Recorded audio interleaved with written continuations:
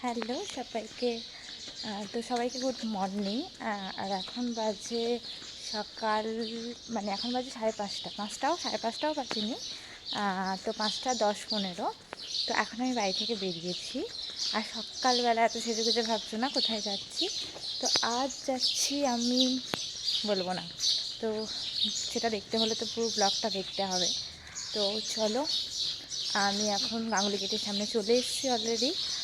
তো আমি কিছুর জন্য ওয়েট করছি, যেমন মামুনি, বাবা, দিদিভাই আসছে, তো ওদের সাথেই বেরাবো। চলো দেখা যাক।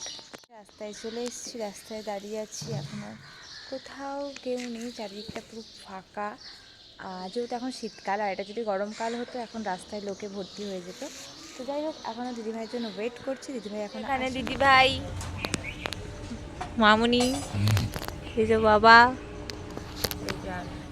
তো ফাইনালি আমরা স্টেশনে চলে এসেছি। তো কোথায় যাচ্ছি সেটা তো এখনও বলবো না, সেটার জন্য তো দেখতে হবে পুরো ব্লগটা। আর এই পেছনে দিদিভাই, আর পেছনে মামুনি, বাবা, তো সবাই আছে। আমরা 4জন মিলে যাচ্ছি। এখন আমরা আছি সাঁতরাগাছি স্টেশন।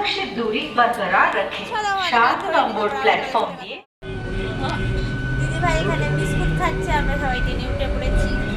মামুনি ওখানে, বাবা উঠে আছে, আর যেখানে দিদিভাই গোপাল বসে আছে।